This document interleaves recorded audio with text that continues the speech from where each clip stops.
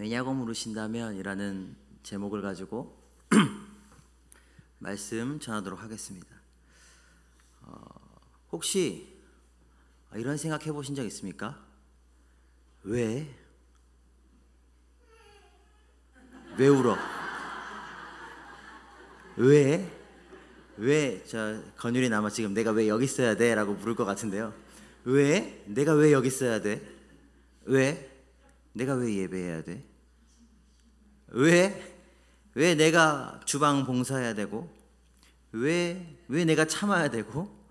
왜 내가 지금 이 말 안 듣는 이 10대 어린아이들이랑 투닥거려야 되고?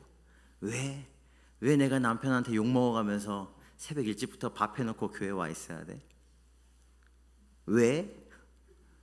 일상에서 한 번쯤이 아니라 상당히 자주 해보셨을 것 같아요. 교육자는 다를까요? 교육자도 합니다. 왜 내가 이 일을 해야 되지? 왜? 어머니로서, 아내로서, 남편으로서, 아버지로서, 직장인으로서, 자녀로서, 친구로서, 심지어 신앙인으로서 우리는 왜? 라고 질문을 던질 때가 있습니다. 보통 이제 지쳤을 때, 염증을 느꼈을 때, 뭔가 동기부여가 잘 안 될 때 그런 질문을 던지곤 하는데요. 오늘 1절부터 14절 에베소서 5장 1절로 14절 말씀에는 어떻게 하게 하라, 어떻게 살아라, 어떻게 행해라, 이런 의무적인 이야기들, 책무, 삶의 태도에 관한 이야기들로 가득합니다. 이 이야기들이 사실 쉽게 기쁨으로 다가오지는 않습니다. 오히려 해야 하니까 해야지 라는 의무감, 혹은 부담, 혹은 보기만 해도 지치는 분들이 계실지도 모르겠습니다. 분명 예수님의 멍에는 쉽고 가볍다고 했는데 어떤 분들은 예수님 믿고 나서 삶이 더 힘들어졌다고 하는 분들이 계십니다. 아무 고민 없이 하고 싶던 것 하고 적당히 살았던 옛날이 더 좋은 것 같다고 말하는 분도 보았습니다. 예수님 믿는 게 너무너무 힘들다고 얘기합니다. 왜일까요? 왜 우리는 우리에게 주어진 이런 마땅한 삶, 책임, 직무, 해야 할 일들이 무겁다고 느껴지는 걸까요?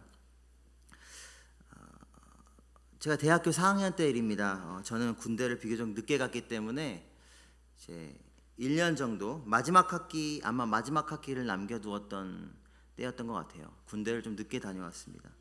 군입대 전까지 계속 활동하던 선교단체에서 MT가 있다고 해서 초청받아서 갔습니다.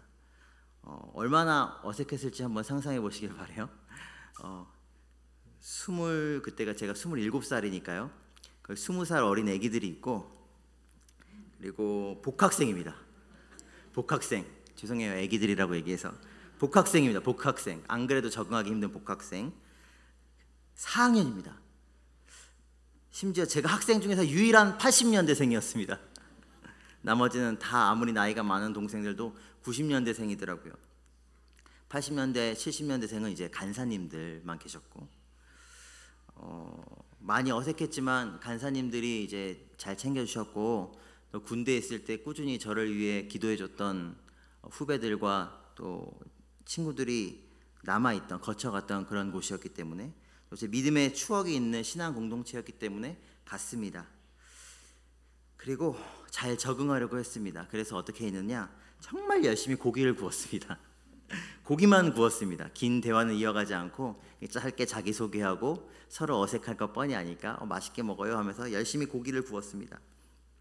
열정적으로 고기를 구운 바비큐 시간이 지나가고, 정말 이제 뒷정리 딱 하고 손발이 오그라드는 그런 부끄러운 레크레이션 시간이 지난 후에는 짝기도 시간이 되었습니다. 짝기도가 무엇이냐면, 제비를 뽑아서 둘이 짝을 지어서 이제 삶을 나누고, 신앙에 대해서 나누고, 그리고 서로의 기도 제목을 나누고 기도해주는 그런 시간이고요. 보통 한 30분, 길게 하는 친구들은 1시간씩 이렇게 하더라고요. 정말 신기한 게 특별히 리더가 짝을 지정해주지 않는 이상 꼭 만나야 될 사람들끼리 만나요. 뭐 선배와 후배, 뭐 서로 싸운 동기들 뭐 이런 식으로, 그리고 또 이제 기도하러 모였다라는 생각들이 있는 친구들이기 때문에 진솔한 대화를 통해서 회복되는 그런 좋은 시간들인데요. 이제 탁 뽑았는데 제 짝은 다른 학교에 1학년 여학생이었어요. 표정이 좋지 않습니다. 부담, 불편, 귀찮음 이렇게 딱 써있는데 웬 화석 같은 이제 오빠가 와가지고 그래도 선배니까 이런 경험이 많으니까 나도 저 입장에 있어봤으니까 당황하지 않고 이제 이야기를 시작합니다. 서로 간단하게 소개하고 이야기를 이어갑니다. 난 누구고 뭐 이 선교단체는 어떻게 왔고 뭐 넌 누구니 뭐 이렇게 얘기하면서 이야기하다가 이 학생의 아버지가 작은 교회 목사님이라는 것을 알게 되었습니다. 저처럼요. 그리고 또 저희 집은 삼형제이고 제가 장남인데 이 친구는 세 자매이고 이 친구가 장녀라는 것도 알게 되었습니다. 이제 연결고리가 생긴 거죠. 그러니까 이야기를 제가 딱 그래 힘들겠다. 어머니가 고생이 엄청 많으시겠네. 동생들은 좀 어때? 교회는? 성도님들이 죄송합니다. 성도님들이 왜 그러셨을까? 그렇지. 그래도 아버지가 정말 대단하시네. 야, 그래도 내가 부모님한테 힘이 많이 되어드리는 것 같다. 아니야? 속만 썩였어? 안 그래. 부모님은 다 네 맘 아실 거야. 부모님은 매일 너 위해서 기도하시지 않아? 내 마음 다 아실 거야. 몇 마디 나누지 않았는데 제가 하는 이야기가 이 친구의 삶인 겁니다. 갑자기 이 학생이 가만히 있다가 울먹울먹 하더니 막 흐느끼기 시작합니다. 주변에 이제 다른 기도하는 친구들이 있는데 막 흐느낍니다. 그리고 막 고개를 끄덕끄덕 하다가 웅얼웅얼 몇 마디 하다가 막 눈물을 막 주룩주룩 흘립니다. 주변에서 끼어들지 못하고 이렇게 저희들을 쳐다보는데 엄청 당황했지만 당황하지 않는 척 이렇게 휴지도 갖다 주고 그래 괜찮아. 그렇지 나도 그랬어. 부모님이 상처가 너의 상처였지. 그래도 네가 부모님을 참 많이 사랑하나 보다. 이 한마디가 기폭제가 되어서 갑자기 대성통곡을 시작하는 겁니다. 네가 부모님을 참 많이 사랑해서 그래. 네가 아픈 거는. 다른 사람들은 30분 만에 짝기도 끝내고 이제 모여서 게임하고 있는데 한쪽에서 막 이러면서 게임하고 있는데 저 구석에서 막 우는 친구를 진정시키고 같이 이 친구가 진정된 후에 서로를 축복하고 서로의 부모님을 위해 가정을 위해 기도하고 이제 이 친구가 진정됐을 때는 1시간 반이 훌쩍 지나는 시간이었습니다. 그날 이후로 이 학생의 얼굴이 갑자기 확 폈더라고요. 원래 열심히 하는 친구라고는 들었는데 참 행복하게 신앙생활, 학업생활 하고 한다라는 얘기를 들었고 또 그것이 눈에 보였습니다. 모두가 그런 것은 아니겠지만 목회자 자녀로서의 어떤 상처, 책임감, 부담감, 견디기 힘들고 피할 수 없는 짐처럼 느껴졌던 그 모든 것이 그날의 대화를 통해서 네가 부모님을 참 사랑하는구나 이 한마디를 통해서 눈이 녹듯이 사르르 녹고 완전히 회복되어져서 반전되어져서 기쁨이 된 거죠. 이전에 이 학생에게는 목회자 자녀라는 타이틀이 관계가 아니라 기쁨이 아니라 어떤 책임져야 할 직무 같은 것이었습니다. 그런데 이 관계의 짐을 이 친구가 사랑이라는 프리즘으로 볼 수 있게 탁 건드려 주니까 어떻게 되는 겁니까? 그 부담이, 그 슬픔이, 아픔이 오히려 감사와 기쁨이라는 삶의 동력으로 변화된 것입니다. 사랑하기에 그 친구가 가지고 있던 모든 짐을, 아픔을 기쁨으로, 기대로 품고 수용할 수 있게 변화된 것입니다. 저는 이래서 하나님이 이 친구를 나랑 붙이셨구나라는 생각을 했습니다. 왜냐하면 6년 전에 제가 대학교 1학년 때 이 친구와 똑같은 경험을 했었기 때문입니다. 그렇죠. 우리가 누구로서 무언가를 잘하고 무언가를 실수하지 않고 무언가를 열심히 해내고 무언가를 성공적으로 하는 것보다 더 중요한 것은 관계입니다. 관계. 일이 먼저가 아니라 관계가 먼저입니다. 사랑의 관계가 우리를 회복시키고 변화시키는 것이지 우리의 어떠한 노력이 우리를 그 사랑 안에 있도록 하는 것이 아닙니다. 부모님과 나의 관계의 본질이 사랑이라는 것을 확인하게 되니까 이제 이 친구가 괜찮아진 겁니다. 다시 한번요. 부모님과 나의 관계의 본질이 사랑이라는 것을 깨닫게 되니까 이 친구가 회복된 것입니다. 오늘 본문은 분명 우리가 어떻게 살아야 한다, 어떻게 해야 한다, 이렇게 해라 라는 책임과 직무를 많이 알려줍니다.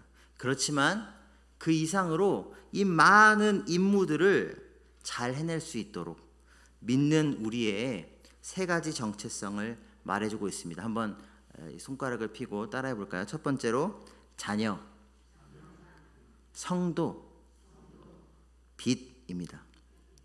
자녀, 성도, 빚.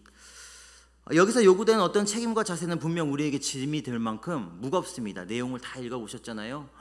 예수님이 우리를 사랑한 것처럼, 자기를 제물로 바친 것처럼, 이웃 다른 사람을 사랑하고, 완전히 음행과 이런 것과 말도 조심해야 되고, 진리 안에 서 있어야 되고, 어둠과 싸워야 될 거고, 온갖 이런 책무들은 사실 우리에게 쉽지 않은 일입니다. 그럼에도 불구하고 왜 그렇게까지 살아야 합니까? 라고 물으신다면 그것은 바로 우리를 지칭하는 이 세 단어, 자녀, 성도, 빚이라는 이 단어가 책임이고 직무이기 이전에 하나님과 우리의 관계를 나타내는 단어이기 때문에 그렇습니다. 직무이기 이전에 관계다. 첫 번째로 오늘 말씀은 우리를 이렇게 표현합니다. 사랑을 받는 자녀같이. 우리는 누구입니까? 하나님의 사랑받는 자녀라는 것입니다. 저희 자녀가 하나 있는데요. 조건율이라고 저기 뒤에서 자기 딴에는 예배 집중한다고 엄마 있잖아 이렇게 조용조용 얘기하고 있습니다. 기특합니다. 일부러 장난치는 건지는 모르겠는데 이 아이가 처음 태어났을 때가 코로나가 시작된 때였습니다. 굉장히 밖에 나가기도 사실 6개월이 되기 전까지 집 밖으로도 데리고 나가지 않았고 좀 조심스럽게 키웠던 감이 있죠. 근데 많은 사람들이 이 아이가 더 지금보다 어릴 때 거의 신생아 영아일 때 딱 보면 아빠를 많이 닮았네 이런 이야기를 했습니다. 저희 아내가 많이 서운해했죠. 하루는 이런 일이 있었어요. 아내가 아이를 데리고 이렇게 나가는데 와 애기가 정말 잘생겼네. 아빠를 닮았나 보다. 옆에 있는 건 누구예요? 엄마예요. 그런데 그런 얘기를 했어요. 아내가 굉장히 속상해했습니다. 근데 조금 시간이 지나니까 지금에 와서는 저를 닮았다라고 얘기하는 분들도 있지만 사모님을 많이 닮았네요. 엄마를 많이 닮았네요. 이렇게 이야기합니다. 왜 그럴까요? 첫 번째로 당연히 유전자가 반쪽은 저쪽 거니까 그렇기도 하고요. 두 번째는 저랑 같이 있는 시간보다 아내와 이 아이가 같이 지내는 시간이 절대적으로 많기 때문입니다. 아내의 사랑을 받는 시간이 절대적으로 많기 때문입니다. 그러니까 어떻게 해요? 이 아이가 기분 좋을 때 웃는 소리도 엄마랑 똑같더라고요. 자는 모습도 똑같습니다. 깜짝깜짝 놀랍니다. 이 애기에서 아내의 표정과 말투와 얼굴을 볼 때마다 깜짝깜짝 놀라게 됩니다. 그렇습니다. 자녀는 부모를 닮습니다. 유전적으로 닮고요. 본질적으로 우리 안에 그 DNA가 있잖아요. 그리고 사랑받기 때문에, 다시 말하면 함께 있기 때문에 닮아집니다. 그러니까 하나님을 본받아라 라는 이 말은요, 어려운 말이 아닙니다. 무엇만 가능하면요, 하나님의 사랑 안에 충분히 거하고만 있다면, 우리가 하나님의 사랑을 충분히 누리고만 있다면, 우리가 하나님의 사랑을 충분히 이해한다면, 우리가 하나님과 충분히 시간을 보내고 있다면 하나님을 본받는 자가 되라. 어떻게 해요? 너희가 사랑받은 것처럼 너희도 하나님과 이웃을 사랑해라 라는 이 말은 결코 어려운 말이 아닌 것입니다. 왜요? 우리는 자녀니까. 우리 안에 하나님의 DNA가 있으니까, 우리 안에 하나님의 형상이 있으니까, 우리가 지금 이 순간도 하나님의 사랑을 받고 있기 때문에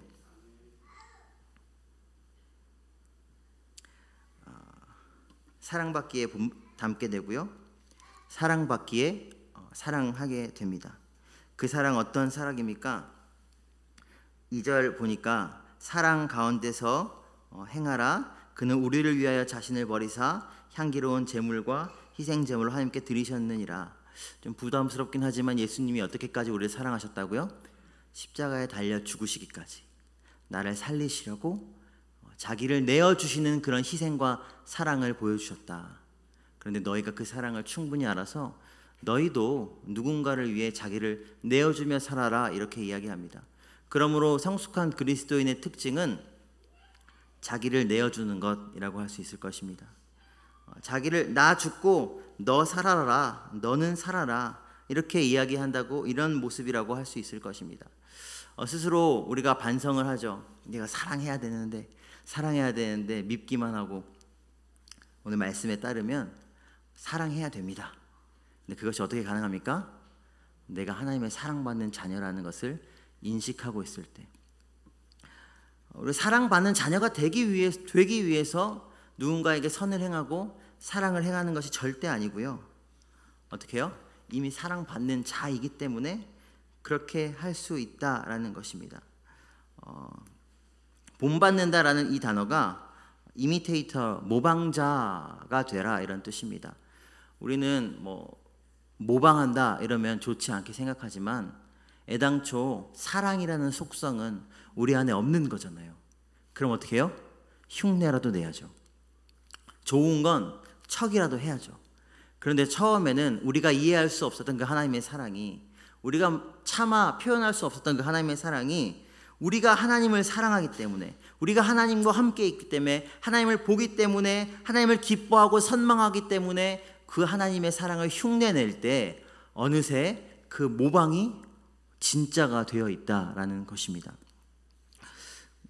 소양이라는 가수를 아시죠? 세계적인 우리 한국의 가수인데, 그 소양의 노래를 듣다 보면 그 외국 가수인데 머라이어 캐리가 가끔 생각이 날 때가 있어요. 근데 아니나 다를까 소양이 중고등학생일 때부터 그렇게 소양 노래를 좋아했대요. 머라이어 캐리의 노래를 좋아했대요. 듣고 또 듣고 막 웅얼거리고 막 흉내내고, 나중에는 그 제스처나 이렇게 음색까지도 막 흉내내려고 이렇게 자연스럽게 했다는 거예요. 근데 지금은 어떻게 돼 있을까요? 머라이어 캐리와 비슷한 것도 같지만 머라이어 캐리의 창법을 능가하는, 어떻게 보면 머라이어 캐리보다 훨씬 더 대단한, 동의하실지 모르겠는데 그런 가수가 된 거죠. 모방에서부터 시작하는 것입니다. 우리가 받은 하나님의 그 큰 사랑을 다 표현할 수 없지만 그 하나님의 사랑 안에 있으면서 작은 사랑을 실천하다 보면 우리도 그리스도를 어느새 본받아 있는 자가 되어 있을 것입니다. 두 번째, 오늘 에베소서 말씀은 우리를 누구라고 합니까? 성도라고 이야기합니다. 첫 번째는 자녀이고요, 두 번째는 성도입니다. 성도란 어떤 사람입니까? 오늘 말씀 보면 말과 행동과 생각이 거룩한 사람입니다. 이거 우리는 다 말로는 끄덕끄덕하고 이해하지만 여기에 말과 행동과 생각이 거룩하신 분 손 한번 들어보시죠. 자신감 있게 들 수 있는 분이 있으시기를 속으로는 들고 계실 거라고 생각하는데, 말과 행동과 생각이 거룩하다. 여기에 보면 더러운 말이나 저속한 말, 농담을 입에 담지 않으며 늘 입에 감사가 넘치게 하십시오 라고 이야기되어 있습니다. 말을 보면 그 사람의 마음을 안다라고 그러잖아요. 그리고 말은 생각에서 나오는 것이라 이렇게 얘기를 합니다. 말과 생각이 하나라는 것이죠. 그런데 우리의 말이 가끔 욕설과 음란한 말과 지저분한 말과 남을 비방하는 말이라면 그것은 우리의 영혼의 상태를 점검해 봐야 될 겁니다. 왜 말과 행동이 거룩해야 된다라고 합니까? 하나님이 거룩한 분이시니까요. 여기 성도라는 단어는 하기오스라는 단어인데요, 헬라어로. 하기오스라는 것은 사실 신적인, 신에게 바쳐진, 봉헌된 이런 의미가 있습니다. 이런 의미를 가지고 있습니다. 만약에 우리가 식당을 한다고 한번 생각해 볼까요? 식당에 손님이 왔습니다. 어떤 손님이 왔냐면 대통령이 왔습니다. 혹은 외국의 국빈급 귀빈이 이렇게 찾아왔습니다. 그렇다면 우리는 그 손님을 위해서 어떻게 요리하길까요? 사실 몇 개월 전부터 최고의 요리 재료를 엄선하여 최고의 환경에서 최고로 맛있고 아름답고 그를 위하는 그런 것을 그를 위해 준비하겠죠. 동일한 것입니다. 성도라는 단어는 내가 하나님께 바쳐졌는데 무엇으로 바쳐진 것입니까? 최고의 것으로 바쳐진 것입니다. 전사님, 저는 그렇게 대단한 사람이 아닌데요. 흠이 있고 지저분하고 죄가 있고 실력도 없고 이런 사람인데요. 괜찮습니다. 그런데 하나님께서 받으시는, 왜냐하면 하나님께서 받으시는 최고란 다름 아닌 깨끗함이기 때문입니다. 금그릇도 있고 은그릇도 있고 질그릇도 있지만 하나님 쓰시는 그릇은 어떤 그릇이라고 하셨죠? 깨끗한 그릇이요. 성도란, 그러니까 달리 말하면 하나님께 온전히 바쳐진 그릇, 무엇으로요? 깨끗한 것으로 바쳐진 그릇이라는 것입니다. 그러므로 우리 안에 욕설을, 음란한 말을, 비방하는 말을, 악한 생각을, 행실을 담으면 안 되겠죠.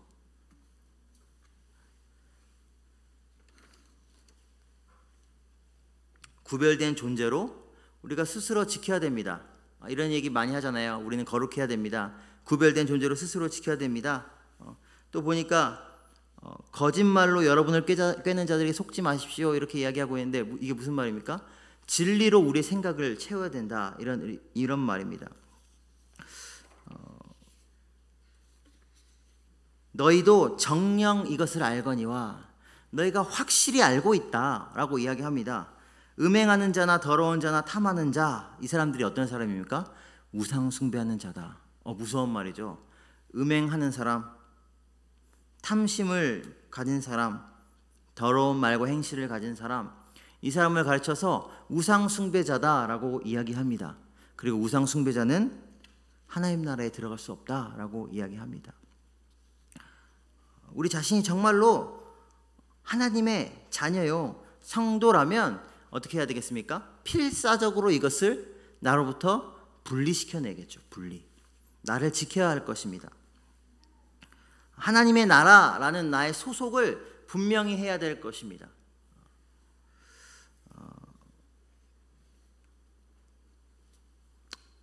예전에 제가 어디서 우리 목사님들 계신 곳에서 제가 한번 들은 이야기인데요.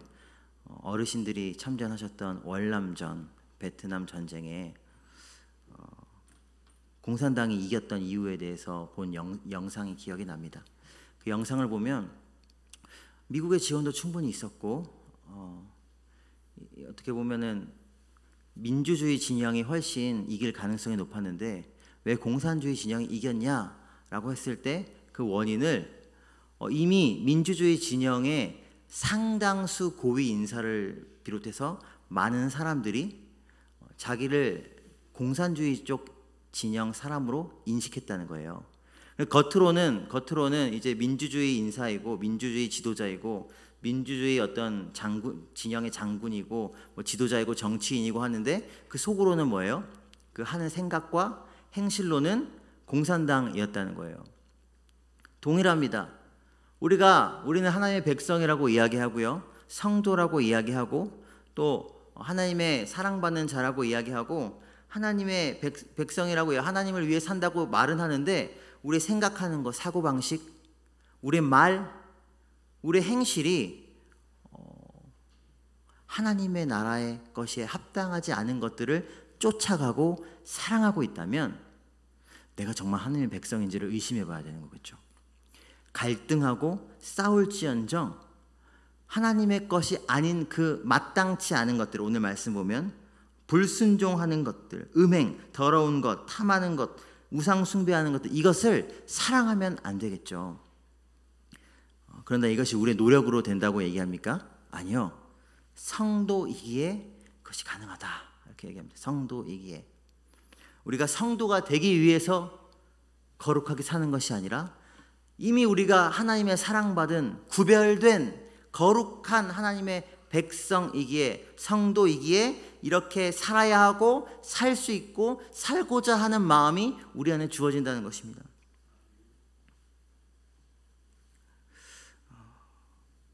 마지막 세 번째는 빛입니다. 빛. 첫 번째가 뭐라고 말씀드렸죠?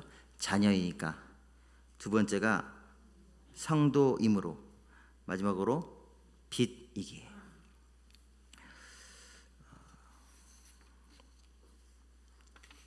8절 보니까 이렇게 이야기합니다.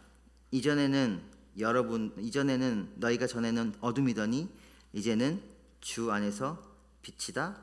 빛의 자녀들처럼 행하라. 너희가 아직 빛은 아니지만 그래도 빛을 추구해라. 이 얘기가 아니고요. 뭐라고 얘기합니까? 주 안에서 빛이다. 이미 빛이라라는 거예요. 빛이니까 어떻게 해요? 빛에 합당한 열매를 맺겠죠. 빛이니까 어떻게 합니까? 어둠과 함께 할 수가 없습니다.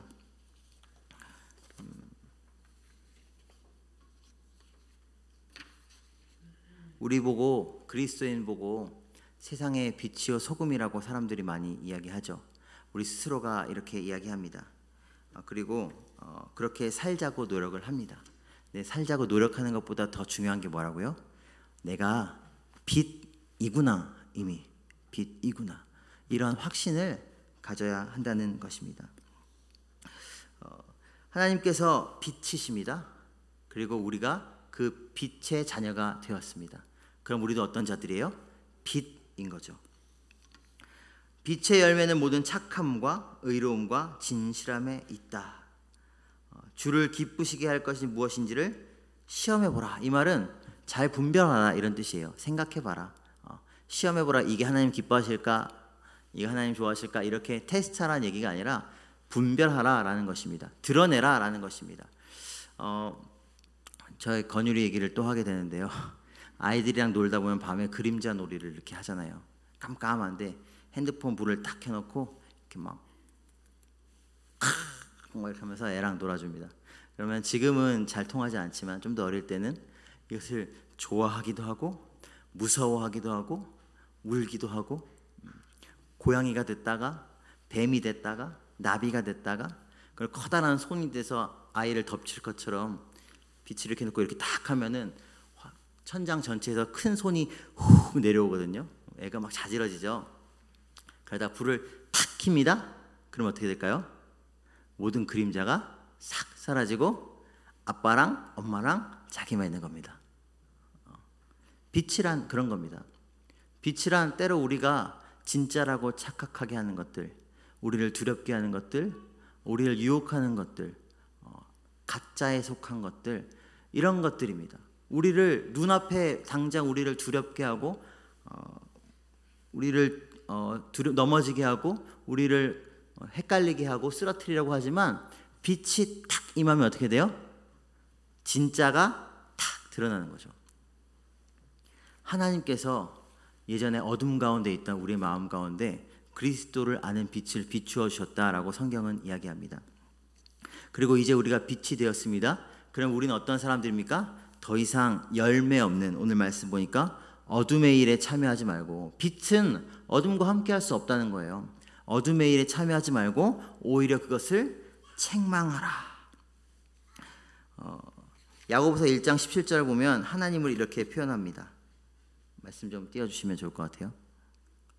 야고보서 1장 17절 온갖 좋은 은사와 온전한 선물이 다 위로부터 빛들의 아버지께로부터 내려오나니 그는 변함도 없으시고 회전하는 그림자도 없으시니라.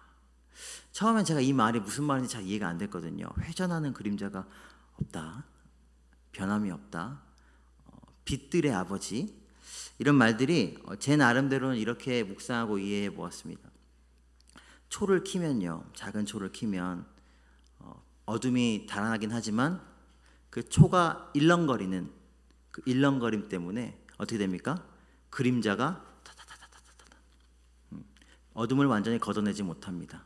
그리고 이 불은, 빛은 너무나 약해서 불면 꺼져버리죠. 그러나 우리 하나님 아버지의 빛은 어떻게 해요? 완전한 빛이라는 거예요. 모든 좋은 것과 선한 것을 우리에게 주시는 그런 빛이고, 그뿐만 아니라 강한 빛인 거예요.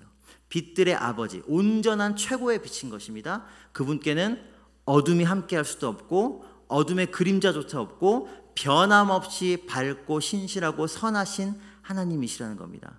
진리이시라는 겁니다. 그 하나님이 우리 아버지시고 그 하나님이 나를 너도 빛이 되어라 라고 불러주셨다는 것입니다.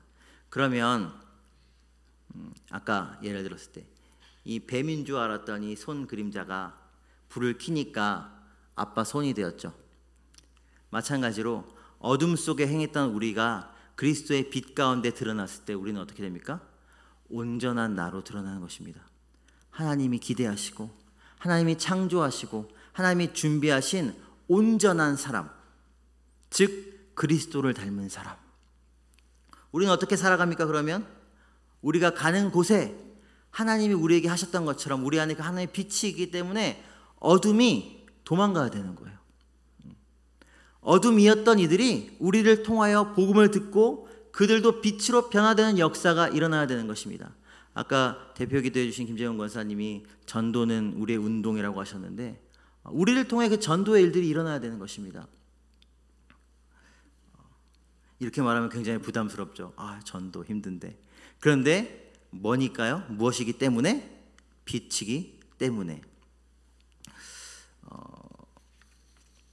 아까 처음에 제가 한 후배의 이야기를 말씀드렸죠.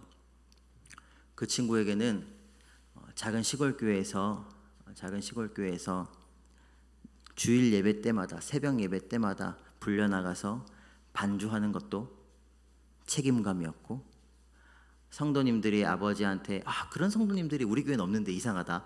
성도님들이 아버지한테 막말도 하고 아버지 멱살도 잡고 막 교회에서 안 좋은 막 싸움이 일어나고 이런 것 때문에 아버지 어머니가 상처받고 기도하는 것도 이 친구에는 고통스러운 일이었고, 아버지랑 같이 전도하러 나가는데 사람들이 외면하는 그런 것도 이 친구의 힘든 일이었고, 재정적으로 어려운 거, 몸이 아픈 거, 이런 모든 하나님의 일 사역을 아버지 곁에서 보고 지켜보고 함께하는 것이 고통이었습니다. 어려운 일이었어요. 쉽지 않은 일이었어요. 이 친구에게 있는 것은 딱 하나, 책임감이었어요. 책임감. 그런데 다시 말씀드렸죠. 아버지와 딸이라는 관계가, 사랑의 관계가 깨달아지니까요, 회복되어지니까 어떻게 됐다고 했습니까? 그 모든 일들이 기쁨이 되었다. 그 모든 일들이 사명이 되었다. 그 모든 일들이 슬픔에도 불구하고 아픔에도 불구하고 기대할 수 있는 일들이 되었다라는 것입니다. 동일하게 이 말씀을 우리에게 적용해 보았으면 좋겠습니다. 저는 오늘 성도님들에게 우리가 하나님의 자녀니까 이렇게 삽시다, 성도니까 이렇게 삽시다, 빛이니까 이렇게 삽시다 라고 말씀드리려고 이 자리에 올라온 것이 아닙니다. 충분히 기도하고 계시고 열심히 헌신하고 계시고 열심히 전도하고 계시고 가정에서, 교회에서, 직장에서 우리 열심히 계신 성도님들을 하나님께서 위로해 주셨으면 좋겠습니다. 그 모든 일을 할 수 있는 근거가 무엇입니까? 왜 그 일을 하십니까? 왜 그리스도인으로서, 그리스도께 속한 자로서 그러한 고통과 불편함을 겪으십니까? 우리가 하나님의 자녀이기 때문입니다. 우리가 하나님께 드려진 성도이기 때문입니다. 우리를 하나님이 빛으로 부르셨기 때문입니다. 그리고 우리를 그렇게 불러주실 만큼 하나님께서 먼저 우리를 사랑하고 계시기 때문입니다. 오늘 말씀을 통해서 또 이제 주일까지의 삶을 사시면서 우리의 모든 말, 우리의 삶의 선택들, 행동들의 동기들이 한번 점검되어졌으면 좋겠습니다. 나는 하나님의 자녀이기 때문에, 나는 성도이기 때문에, 나는 빛이기 때문에, 그리고 그렇게 나를 불러주신 하나님의 사랑 때문에 우리가 그렇게 살아갈 수 있는 우리 모두가 되기를 간절히 소망합니다. 기도하겠습니다.